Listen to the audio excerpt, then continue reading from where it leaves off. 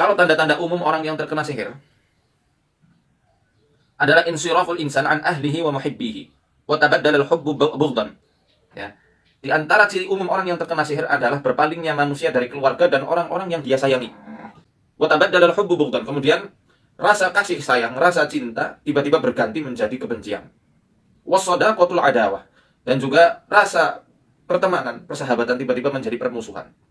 Wa fi hadzal ma'na qauluhu ta'ala, dan ini adalah makna dari firman-Nya Allah Subhanahu wa taala, fa yata'allamuna minhuma ma yufarriquna bihi bainal mar'i wa zawji.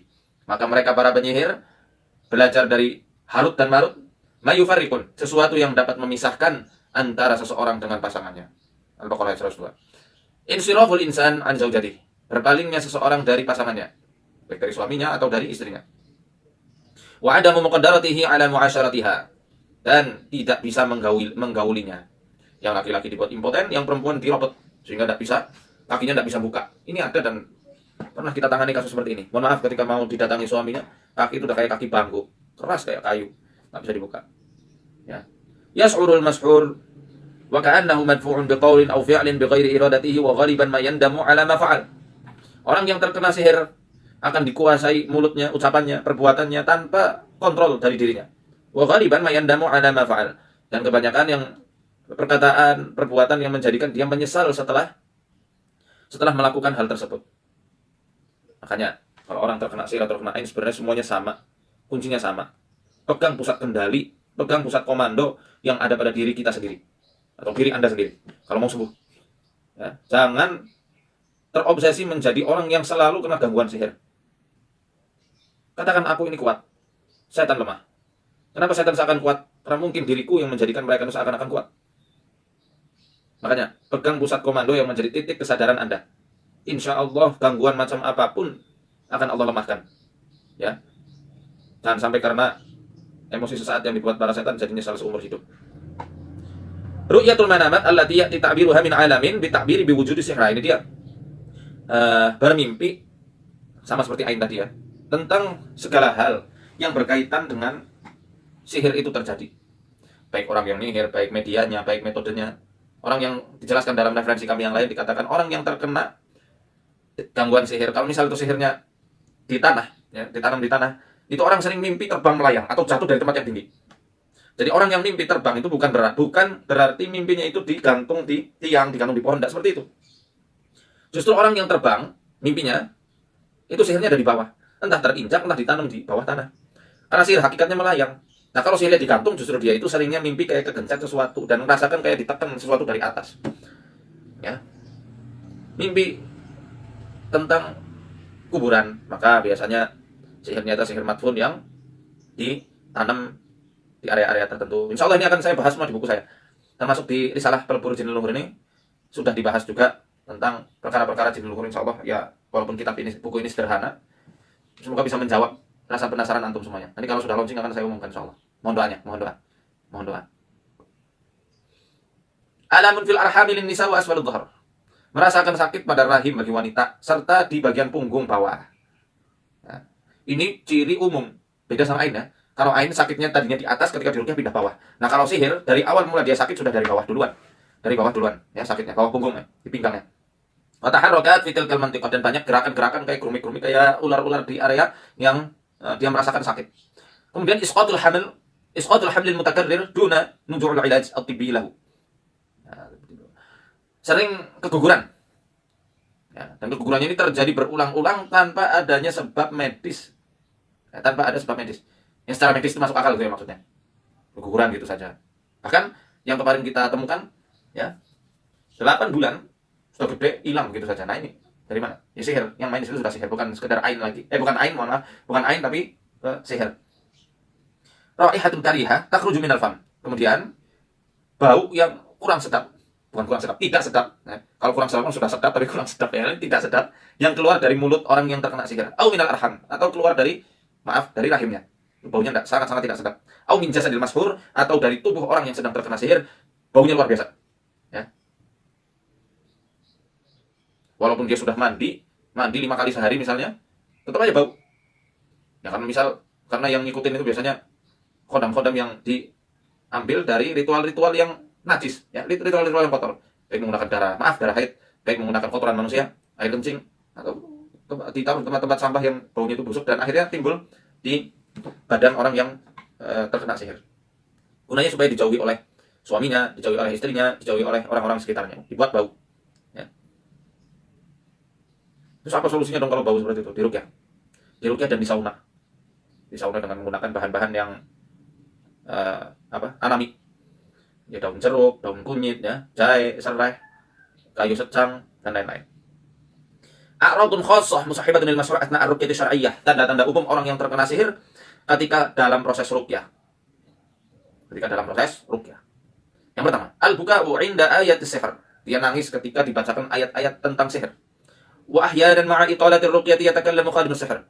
Dan terkadang ketika ruqyah itu sudah berproses sangat panjang, ya, khodam sihir itu akan berbicara, tapi nggak perlu diajak bicara ya. Kita nggak mata ruqyah kita itu jangan banyak bicara sama jin, secukupnya saja. Ya. Intinya ketika dibacakan ayat-ayat ruqyah dia nangis. Nah. Yas'urul mashhuru bi jismin gharibin mithla qurrati saghirah sakinah aw mutaharrikah fi mawdi'in min mawadhi'il jismi. Orang yang terkena sihir merasakan seakan-akan kayak ada kurrah, bola kecil, baik bola kecil itu menetap di suatu bagian di tubuhnya atau bergerak-gerak di bagian tubuhnya.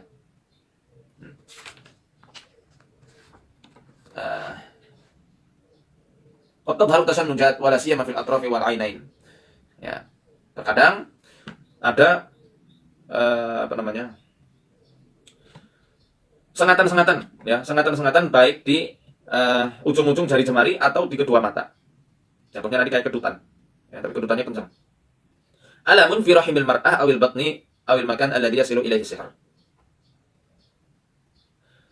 Rasa sakit di rahim bagi wanita atau pada perut atau pada tempat yang sihir itu dituju padanya. Qad yadhakul mashhuru athna ar-ruqyah. Terkadang korban sihir itu ketika diruqyah dia malah ketawa-ketawa. Wah, kalau ketawa seperti itu serang jantungnya. Antum yang punya ilmu totok punggung langsung serang di bagian area jantungnya, dioyok situnya. Ya. Kemudian bisa juga disemprot habatus sauda yang dicampur minyak zaitun, campur juga minyak bidara, kocok-kocok, semprot. Atau habatus sauda yang dicampur dengan madu, kocok, semprot di bawah lidahnya. Nah, itu nanti lihat aja di YouTube. Saya pernah praktekkan ketika ada mashhur yang ketawa-ketawa, korban sihir yang ketawa-ketawa, kita semprot di bawah lidahnya. Ya nggak lama dia langsung sadar dan muntah banyak sekali lendirnya itu. La haula wala quwwata illa billah. Atau terkadang meledek peruqyahnya, ya.